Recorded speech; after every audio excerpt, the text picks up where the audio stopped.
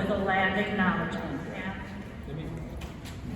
So, yes, of course, we want to acknowledge that we're here on the land at Lake Michigami, the waters of Kinnickinnick River, the Menominee River, and the Milwaukee River, where Native people live. The Potawatomi, the Ho-Chunk came, and the Menominee came to trade. The Sac and Fox came through here, the Ottawa, and we're grateful if they would acknowledge our taking of their land, and we will be respectful and do what we can to make their lives better.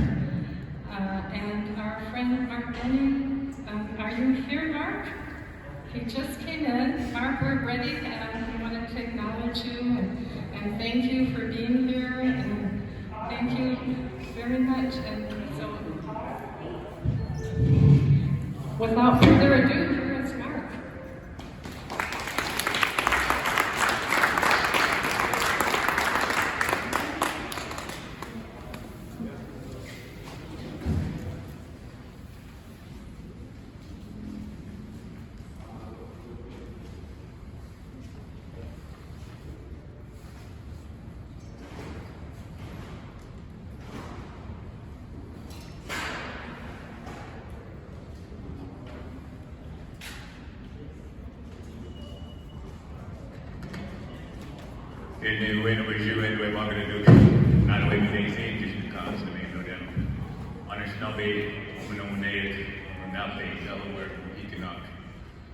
French, English, Indao, Neopit, Mark Denny, my English name, and apologize for being late today. It's coming from the Indian Community School, and what a beautiful day it was there at the Indian Community School. The governor of our great state of Wisconsin was there and signed into his desire and ability, and we will now have an office for nature in the governor's office. So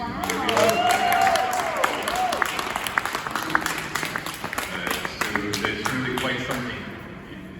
It's a very special morning to have it signed in front of over 300 Native children.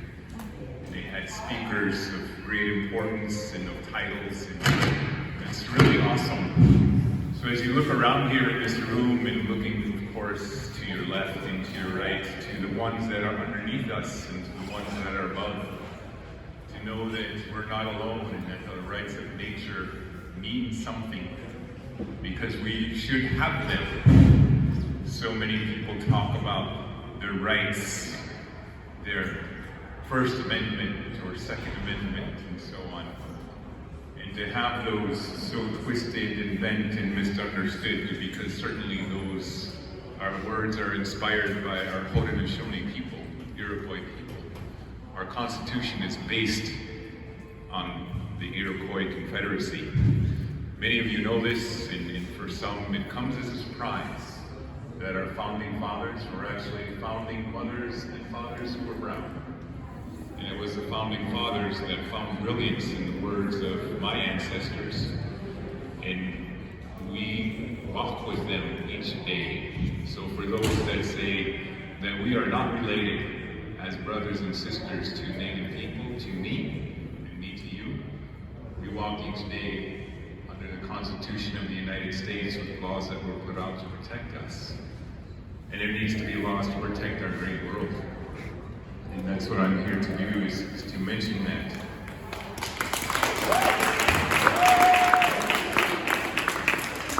The acknowledgement of the original inhabitants of this particular place of Milwaukee. I remember as a young person coming from the Menominee Reservation to Milwaukee to visit. She would talk about the waterways and the lands that have been inhabited by the Potawatomi people, the Shnebek people, the true people. She would talk about Menominee Nation, who were on the waters of the Milwaukee River just last year.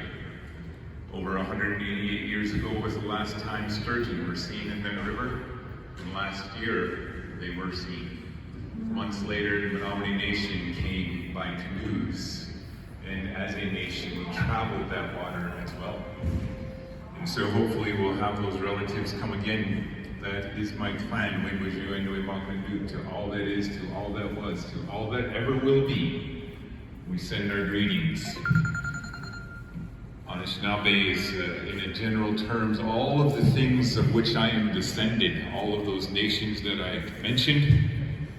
So often people want to label us, want to label you, being descended from different nations, sometimes even within my own nations. People will say, well, which one are you?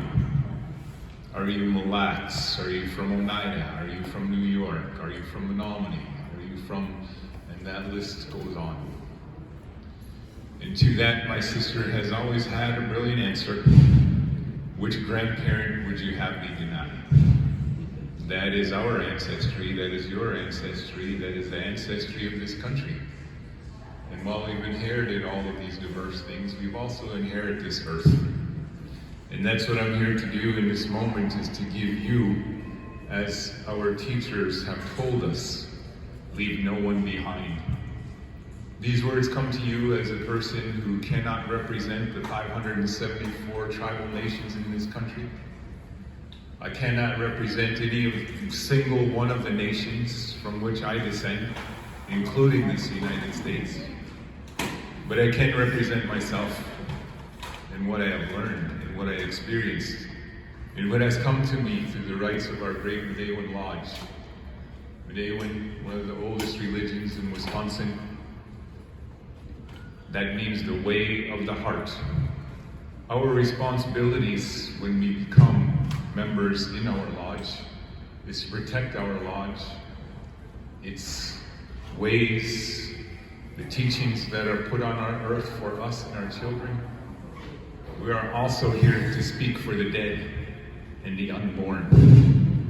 And that I can speak to, that I do have a right to, and that I have an obligation to do that. So I do apologize.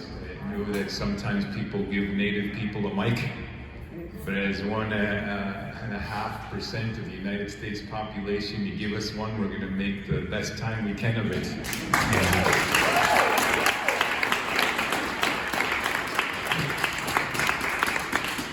So in this manner, your responsibilities is to give voice to the voiceless, just as I have responsibilities to the dead and the unborn.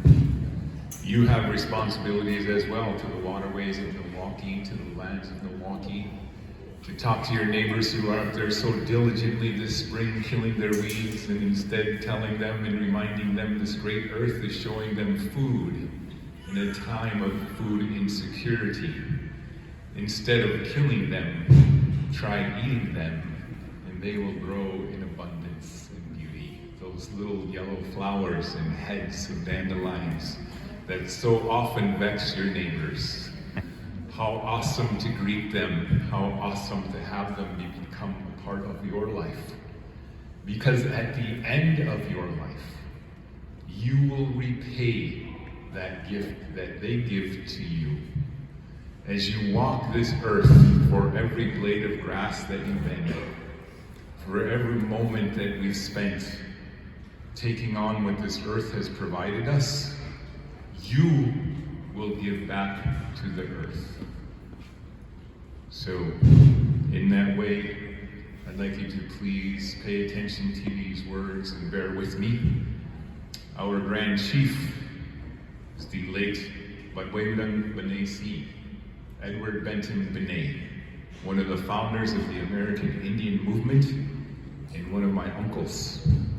It was his model of the Freedom School that stood as an example to the Indian Community School of Milwaukee. Thanksgiving address and greetings to the natural world, to the people. Today we have gathered and we see that the cycles of life continue. We have given the duty to live in balance and harmony with each other and all living things. So now we bring our minds together as one, as we give greetings and thanks to each other as a people. Let's put our minds together, so be it in our minds. The Earth Mother, we are thankful to our Mother, the Earth, for she gives all that we need for life. She supports all we feel as we walk upon her. It gives us joy that she continues to care for us, and she has from the beginning of time. To our mother, we send greetings and thanks. Let's put our minds together, so be it in our minds. We give thanks to all the waters of the world for quenching our thirst and providing us with strength. Water is life. We know its power in many forms: waterfalls and rain, mists and streams and rivers and oceans, and the puddles our children play in. With one mind, we send greetings and thanks to the Spirit of the water. Let's put our minds together, so be it in our minds. We turn our minds to all the fish, life in the water. They were instructed to cleanse and purify the water. They also give themselves to us as food. We are grateful so that we can still find pure water. So, we turn now to the fish of the waters and send our greetings and thanks. Let's put our minds together, so be it in our minds. And now we turn to the vast fields of our plant life. As far as the eye can see, the plants grow, working many wonders. They sustain many life forms. With our minds gathered together, we now give thanks and look forward to seeing plant life for many generations to come. Let's put our minds together, so be it in our minds. With one mind, we turn to honor and thank all the food plants we harvest from our gardens. Since the beginning of time, the grains and the vegetables and the beans and the berries have helped the people to survive. Many other living things draw strength from them too. We gather all the plant foods together as one, and we send them greetings and thanks. Let's put our minds together, so be it in our minds. Now we turn our attention to the medicines, the herbs of the world. From the beginning, they were instructed to take away our sickness. They are always waiting to be ready to heal us. We are happy to be there and still among us, those special few who remember how to use these plants for healing. With one mind, we send our greetings and thanks to the medicines of the world and to the keepers of all the medicines. Let's put our minds together, so be it in our minds. The animals, we gather our minds together here and send thanks to all the animal life in this world. They have many things to teach us as a people. We are honored by them when we give up their lives, so we may use their bodies as food for our people. We see them near our homes and deep in the forest. We are glad they are still here, and we hope that it will always be so. Let's put our minds together, so be it in our minds. We now turn our thoughts to the trees. The earth has many families of trees who have their own instructions and uses. Some provide us shelter, some shade, some with fruit and beauty and other useful things. Many people of this world use a tree as a symbol of peace and strength. With one mind we greet and thank the tree of life. Let's put our minds together, so be it in our minds. And so to the birds, we put our minds together, and as one, we thank all the birds who move and fly about over our heads. The Creator gave them beautiful songs. Each day they remind us to enjoy and appreciate life. The eagle was chosen to be their leader. To all the birds, from the smallest to the largest, in all of their colors, in all of their shapes, and all of their forms, we send our joyful greetings and thanksgiving. Let's put our minds together, so be it in our minds.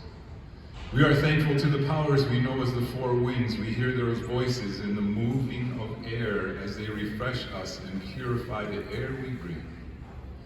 They help us to bring the change of seasons. From our four directions, those seasons come, bringing us messages and giving us strength. With one mind, we send our greetings and thanks to the four winds. Let's put our minds together, so be it in our minds. The thunderers here on earth, now we turn to the west, where our grandfathers, the thunder beings, live. With lightning and thundering voices, they bring with them water that renews life. We are thankful that They keep those harsh things of life underground. We bring our minds together as one to send greetings and thanks to our grandfathers as thunderers. Let's put our minds together, so be it in our minds. The sun, we now send greetings and thanks to our eldest brother, the sun. Each day without fail, he travels the sky from the east to the west, bringing the light of a new day. He is the source of all fires of life. With one mind, we send greetings and thanks to our brother, the sun. Let's put our minds together, so be it in our minds. And now we turn to our grandmother, the moon. We put our minds together to give thanks to our oldest grandmother, the moon, who lights the nighttime sky. She's the leader of women all over the world. And it is the moon who watches over the arrival of our children here on earth. With one mind, we send greetings and thanks to our grandmother, the moon. Let's put our minds together, so be it in our minds. The stars we give thanks who are spread across the sky like jewelry. We see them in the night helping the moon to light the darkness and the bringing of the dew to the gardens and growing things. When we travel at night, they guide us home. With our minds gathered together as one, we send our greetings and thanks to the stars. Let's put our minds together, so be it in our minds. We gather our minds to greet and thank the enlightened teachers who come to help throughout all of the ages we pass through in this human life. When we forget how to live in harmony, they remind us of the way we were instructed to live as a people. With one mind, we send our greetings and thanks to our caring and loving and kind teachers. Let's put our mind together, so be it in our minds. The Creator, and now we turn our thoughts to the Creator, that great Spirit, and send greetings and thanks to all of the gifts of all of our creation. Everything we need to live a good life is here on Mother Earth. For all the love that is still around us, we gather our minds together as one, and we send our choicest words of greeting and thanks to the Creator. Let's put our minds together, so be it in our minds. So now we have arrived at a place where we end our words. Of all the things we have named, it is not our intention to leave anything out. If something was forgotten, we leave it to each individual as you sit, as you stand, as you watch, to send those greetings and thanks in your way, in your faith, with what you believe, with all of your heart and all of your mind. Let's put our minds together, so be it in our minds. I'm going to close with this. This is a happy day, a day that started here in Wisconsin some 52 years ago. Senator Gaylord Nelson, whose names we should not forget, and who was a friend to Indigenous people. We should also remember that as our world moves forward, as our son moves forward in her and his responsibilities through this night sky, that we also have responsibilities to this earth, to that sun. We should speak for them and represent them, because when we do not, very difficult things can happen for us. And you can see it all around you. For my own family, tomorrow is the saddest of anniversaries. We think of my daughter Isabel, Nita Sinomban. We will feast her spirit. She, depression, bipolar, took her own life, completed suicide while a junior at UW-Madison. This in response to her brother committing his suicide here in Milwaukee, less than a mile from here. And 2 years later, their surviving brother, by a drug overdose, looking for images of his brother and sister, patterns on walls and looking for answers. So when I say these things in English, we didn't have that opportunity when I was a kid. We had to sit there for 45 minutes, hour and a half, and listen to someone speak it in our language. And then another person speak it. Maybe somebody might whisper it in English. But our teacher, by the way, Rotunda has said, and reminds us to leave no one behind. And so I wanted to deliver these words from our Thanksgiving address and our greetings to the natural world in English. Because your children and grandchildren too, separated from the reality of our natural world, find hope and healing and meaning and purpose in drugs that were never intended to be used the way in which they are. Whose minds have been turned to be used in which they were never meant and intended to be by our great Creator. This earth has given us everything that we need to live a happy and full life, and there was no cost. Our only response, thanksgiving and kindness. And so today, on a very happy day, that we recognize Earth Day, we remember, and I remember, my children who are now in this earth giving back to this earth. We also remember the child, my daughter Carrie. So when I come to you as a Lewan, and I say, I speak for the dead and the unborn, and that I speak for this world, and I have it by right, and I have that given to me by our elders. Make no mistake, this is the truth. It is my truth, and it is your truth. And the truth you need to speak to others in representing the world and the gifts that it gives us. And remember, there is no scarcity out there. The Creator has given us all that we need to survive. It is purveyors and people who would twist the words of our creative message and the gifts our Creator that make you to live as impoverished of mind and spirit and of love. Well, that is my greeting. That is my opening.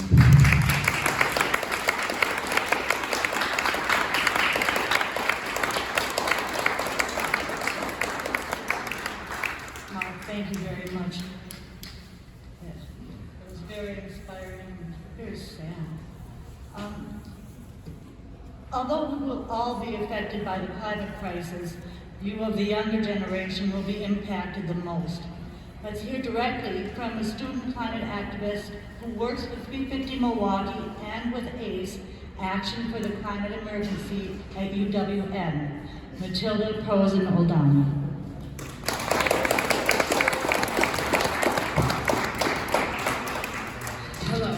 I'm just going to say, I have no idea how to follow something like that, so thank you, Mark, getting that. It's such a privilege to hear you speak. So profound.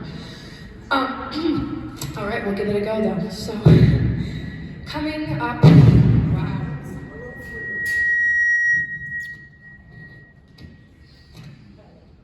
Great start. Okay. All right, can everyone hear me? I can project, I'm a theater kid. Okay. Coming over the home bridge, I see the familiar skyline land that is the ancestral homeland of that of the Potawatomi, Ho-Chunk, and Menominee, so-called Milwaukee. And if my windows are down, there we go. I hear waves crashing and the echoes of gulls. Yet, this brief, spellbound moment passes as I round the top of the crest, where I see smoke rising from smokestacks, the continued burning of fossil fuels.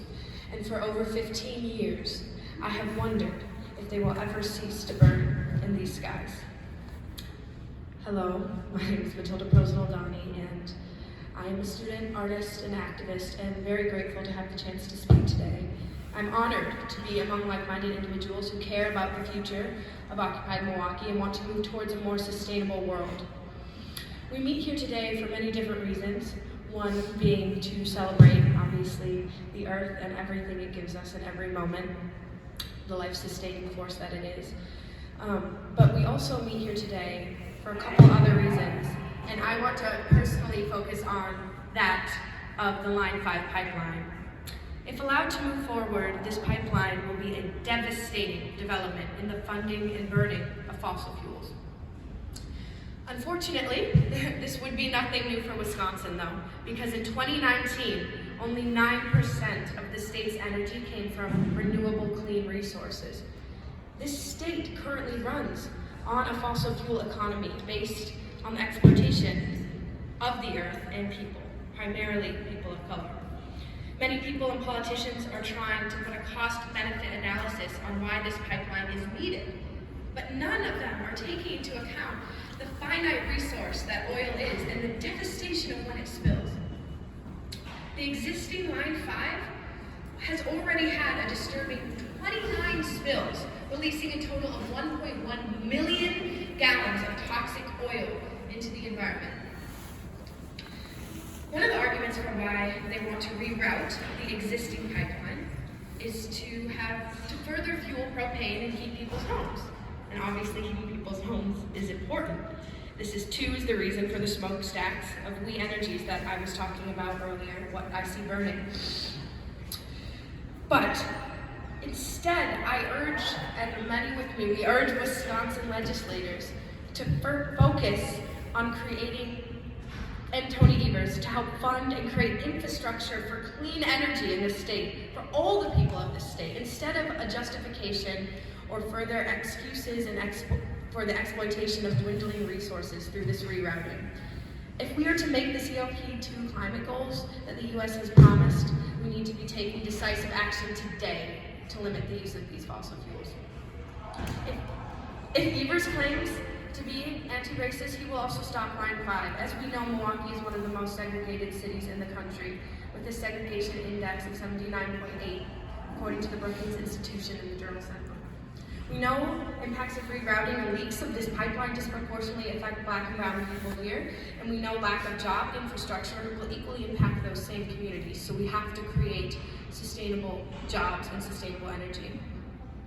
Enbridge has been ignoring Indigenous leaders. Enbridge, let me clarify, is the company that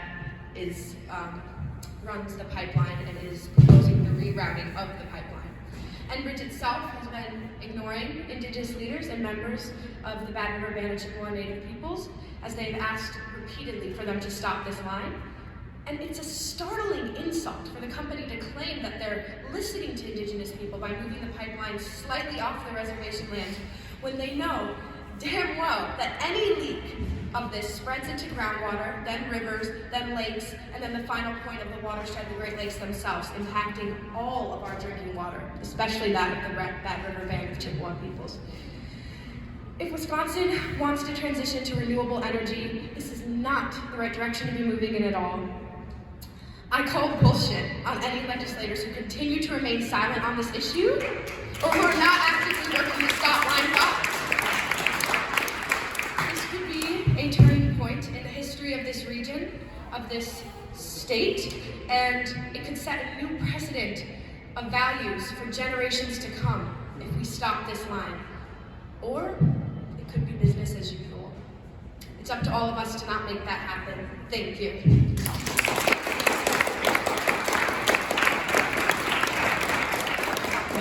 Thank you very much.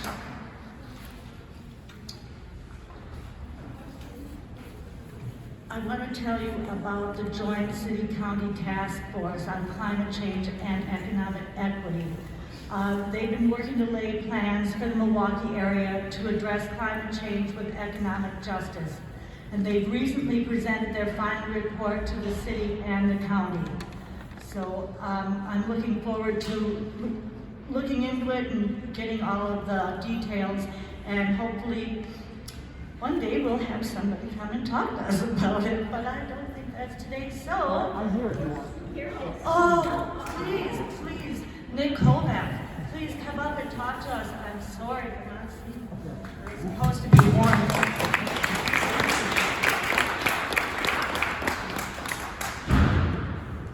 Happy Earth Day, everyone. I'm Alderman Kovac, and I am co-chair of the City and County Task Force on Climate Change and Economic Equity. It's great to be here. It's great to hear from all the speakers who came before. As Mark Denning said, Earth Day's been here for over half a century, and the fundamental principles of social justice and of caring for our neighbors and our homes hasn't changed. But obviously, the focus of what environmental activism has really been focused on has changed in response to the realities. It really started in response, I think, to pollution, which is still an issue, as you heard in the issues of Line 5, but the Line 5 issues aren't just about the threat of pollution, they're also about, because of the greenhouse effect, even if these lines never spill, we know that they all will eventually, so it's from a pollution perspective, it's incredibly reckless to have these pipes with poisonous oil that can destroy wildlife, network throughout our state and our country. But even if they're successful, they're delivering something that when burned, we all know what's happening with climate change. I'm not going to give you a lecture on what the greenhouse effect is and what climate change is happening, but it's creating a crisis that's even more intense than I think even some of the most prophetic prognosticators predicted a decade or two ago. We're heading very quickly for some of the worst case scenarios in terms of the amount of carbon in our atmosphere, and also the effect that will have on our global temperatures. And then there's all these feedback loops which we don't even fully understand yet, because once the ice starts melting, the ocean currents change. We actually don't know how bad it's going to be. And it's going to significantly change the Earth. Even if we stop burning fossil fuel today, it's going to significantly change the Earth and where people live. And it's going to cause wars and conflicts, massive immigration, and all kinds of crises. And so we have that in front of us. But we also have an ongoing crisis of inequality and of racism, and resulting huge disparities in wealth in our country and in our city. And so the idea behind the City-County Task Force on Climate Change and Economic Equity was to look at two huge structural crises and hope that they can help solve each other, because, or at least indirectly benefit from the same solution. Because the only way to, in a humane way, because obviously we have a huge global population, so we're going to have to maintain the density we have somehow. We're going to need energy from somewhere. We're going to need alternative energy, and most specifically, more so than the alternative energy generation, we're going to need ways to distribute and store that energy in a way that can be useful to support the amount of people on this planet. So we're going to need a Green New Deal.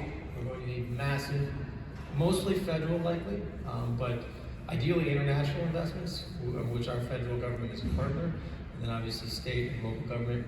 We're in City Hall. Welcome to the People's House. This is the seat of city government, and so we want to be a part of that change. And we want to make sure that when that federal investment comes, and some of it's already come, but not nearly enough. People talk about the New Deal. There was this huge depression, but in some ways the New Deal created means of social security and other kinds of economic security provided to people who needed it the most in this country. It made us for a while more economically just country. Still very racially unjust if you know the history of the New Deal. So given this long-running overlapping crises of economic insecurity and structural racial inequality, if we're going to make a major investment, which we have to do, let's make sure that that investment provides training, provides jobs, provides entrepreneurial opportunities for those of us in our city and region who have historically not received them, for non-white residents in the city who the inequalities are extremely clear what they are. And then let's also make sure that, so the people who directly benefit from the investments in the sense of getting jobs from them, but also the neighborhoods they benefit and the way we reorganize our society. And so it's a long report, I won't go into it. The details today, just to say Happy Earth Day to everyone, but it's not quite final, it's a draft final report. But really once the draft final report becomes final, it's just the beginning, because the real power and the real opportunity will come in the implementation of the report on both of these fronts. So I look forward to working with all of you to slow down climate change, to learn to adapt to climate change, and to do so in a way that makes our ourselves a more socially just and equitable world. Those are our goals. Those are the goals of Mayor Johnson. They're the goals of County Executive David Crowley and the County Board and the whole City Council. And so please keep working with us. A number of people in this room are part of that task force, some of its work groups. But there's all kinds of ways to get involved and learn about what we're doing. We're trying to be on the ground and become the change that we need in this world. So thank you, everyone.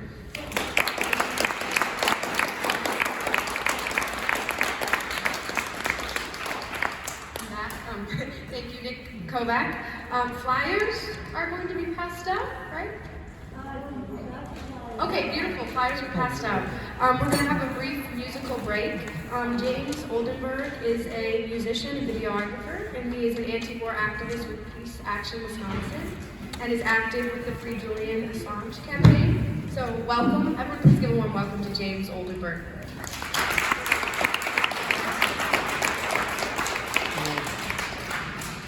I have one up in the office. All right.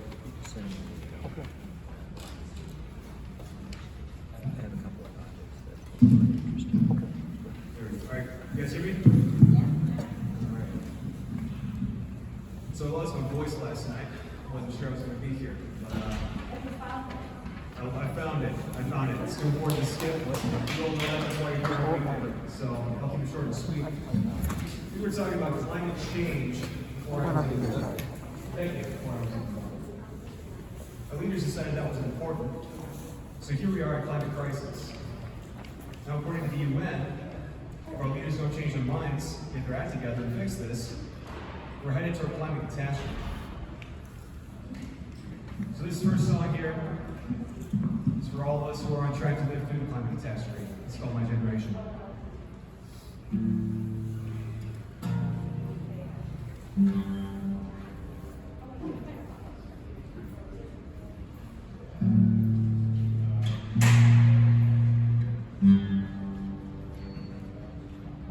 So I guess too late to save the life.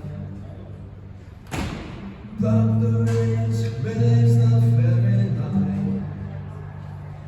Bombs away, pain and famine in the night. It's toxic rain as the planet slowly dies.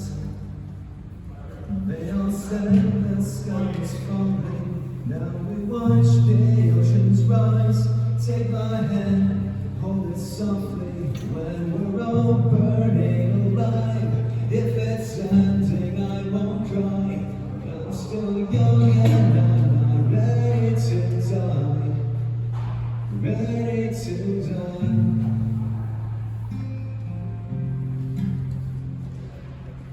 I can rest my mind at war. Something that I can't afford. Revolutions on our doorstep. Extra bills I can't pay more yet. But we'll see what climate's rise. 'Cause now we've all gone well with fry. My generation might not last long. Gen Z might be the last one. We try hard, that's why we just get high.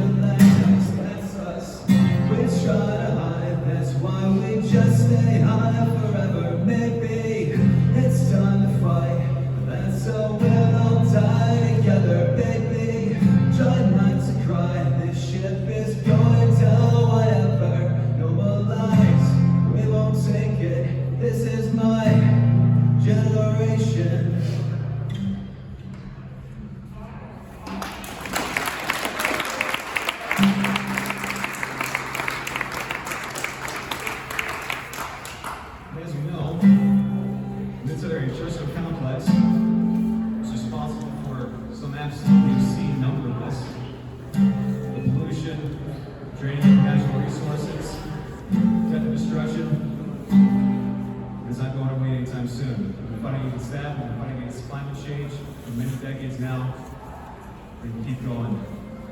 How many roads must a man walk down before they call it one? How many cities must a man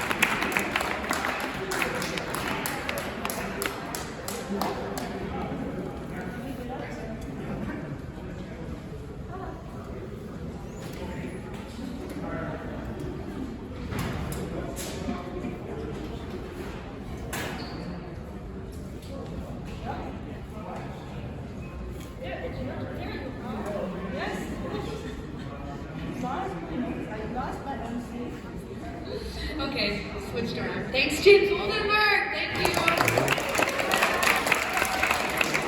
All right. We'd like to recognize some more incredible work happening in the broader community. Next we'd like to acknowledge the founding student cohort of Marquette University's Indigeneity Lab and how they received the 2022 Student Activist Award from the Wisconsin Institute for Peace and Conflict Studies. That's great.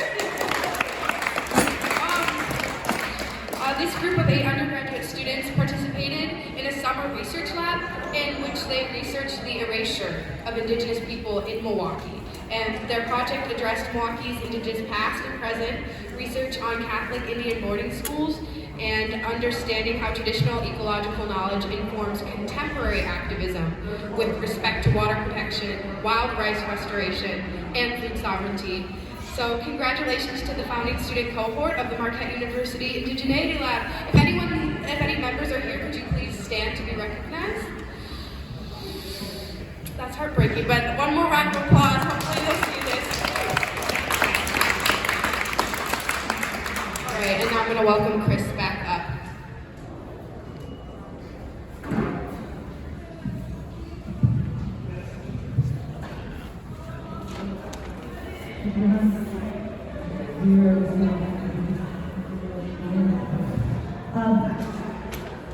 I want to say first and foremost, please everybody go and vote. Even if it's a small election, even if you know your guy will never make it, it's important that we all go out and vote every time. Thank you, that's my little speech. This is the fossil fuel blues. Somebody wrote, leave the coal in the hole and the oil in the soil. And somebody wrote Sweet Home Chicago, which is the music. And I just put a couple of verses in, which sometimes I don't change, so I have to read them. But here we go. It's the fossil fuel blues. And I'll let you start there.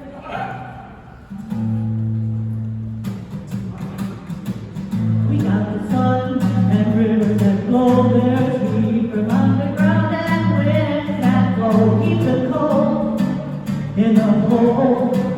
Keep the oil in the soil. Leave the gas under the grass. Keep the fossil fuels in the ground. We don't need fossils for energy. We got renewable technology. Keep the coal in the hole. Keep the oil in the soil. Leave the gas under the grass. Keep the fossil fuels in the ground. Now that new world is running. Now they put the oil, but Germans don't have enough clean energy, so I select the windmill and lots of solar cells and ship them right up to Germany. Keep the coal in the hole. Keep the oil in the soil. Leave the gas under the grass. Keep the fossil fuels in the ground. 'Cause we got the sun, we got the rivers that flow. There's heat from underground and winds that blow. Oh, keep that coal in the hole. Keep the oil in the soil. Leave the gas under the grass. Keep the fossil fuels in the ground. Can you do it? Keep the coal in the hole. Keep the oil in the soil. Keep the gas under the grass. Keep the fossil fuels in the ground. Come on.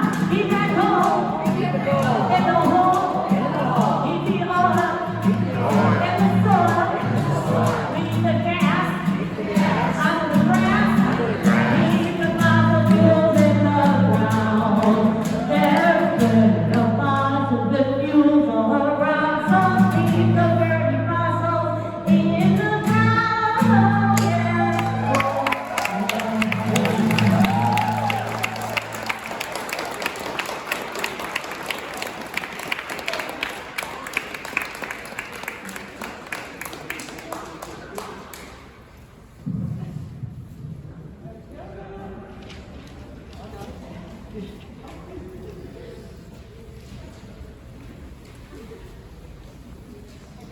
More responsibility than I thought, sorry. Okay, next we're gonna have a student from Marquette University speak. Anna Kordowski is a student intern at the Marquette Center for Peacemaking and is working with 350 Milwaukee to launch a student climate action group on campus. And I am so delighted to introduce climate activists.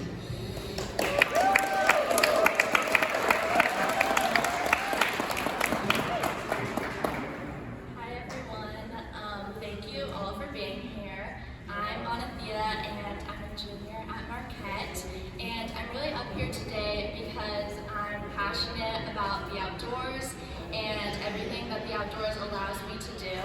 I grew up in the Pacific Northwest, and growing up in the Pacific Northwest, nature really offered me a way to connect with myself and my loved ones and the world around me.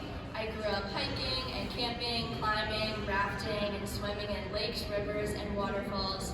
But as I've gotten older, more and more of the places that are so close to my heart have been destroyed by wildfires. I remember when one of my favorite waterfall hikes, Oneota Gorge, was filled in by debris when a wildfire burned through the area in 2017. I was heartbroken. It's a place filled with good memories, and now I'll never be able to return or share the place with anyone else. Another example is when I went backpacking at Mount Jefferson in 2020. It was my friends and I's first solo backpacking trip without parents, and probably 3 of the most fun days I've ever had. Then, just a few months later, the entire area that we hiked and camped through burned in a wildfire. Again, my heart ached for the places that I would never be able to experience the same way ever again. These are the ways that climate change affects me, but through taking classes at Marquette and educating myself, I've learned that climate change is an issue much broader than my experience. I've learned how important it is to know how wide climate change really reaches. Climate change is a human rights issue. Those impacted first and impacted most are those with the least responsibility. It's the marginalized and the disenfranchised, the ones who have benefited from fossil fuel development the least. The communities that don't have the resources or the access to respond to the storms, droughts, floods, and wildfires. But these are also the people demonstrating the ambition and the leadership to tackle climate change. Indigenous peoples and local communities are the ones deserving of the spotlight, the people that we need to watch, learn from, and follow. So just like these communities, we have to advocate and fight for a livable planet by demanding change. Being here today is an important first step, but the fight doesn't end on Earth Day and come back next April. So today, I'm making the commitment to myself at this gathering to make this part of my everyday struggle. And if you haven't already, I would love for you all to join me. Thank you so much.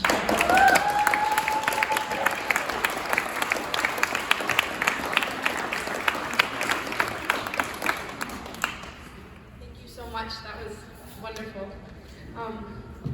Now we have another song from our friend and award-winning Earth troubadour, David H.B. Drake. He is going to perform the song made famous by Louis Armstrong, What a Wonderful World. Please welcome David H.B. Drake.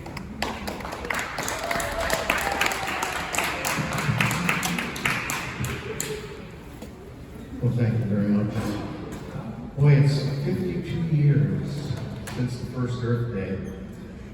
I was actually at the first Earth Day with Gaylord Nelson and Madison 52 years ago.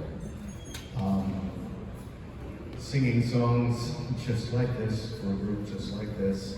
And part of me goes, wow, wasn't anybody listening all those years?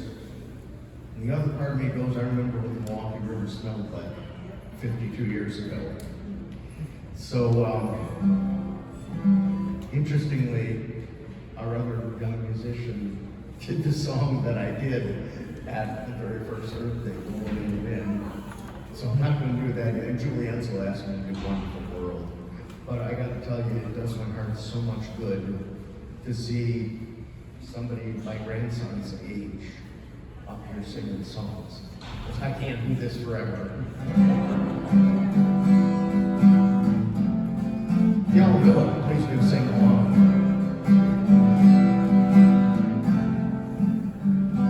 I see trees of green, red roses too. I see them blue for me and you, and I think to myself, what a wonderful world.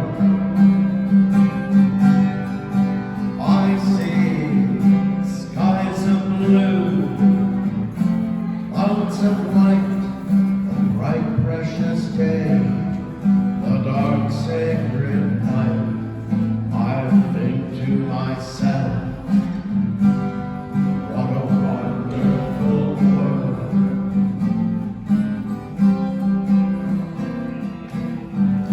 The colors of the rainbow, so pretty in the sky, they're also on the faces of the people passing by. I see friends shaking hands saying, how do you do? They're really saying, I love you. Now I can just picture old Louis Armstrong with his golden trumpet, picking it up and playing it like this. You know, you can play a trumpet too by just holding your nose like you were standing up down by the Milwaukee River. It would sound kind of like this.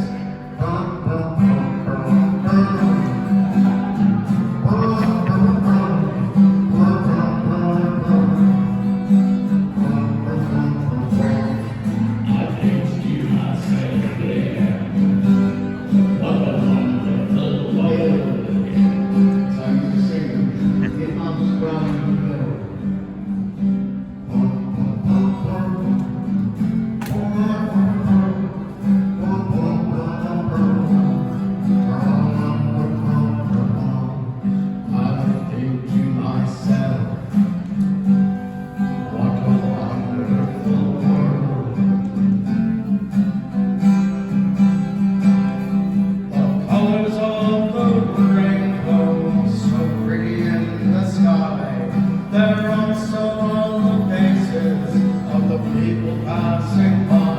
I see friends shaking hands saying, how do you do?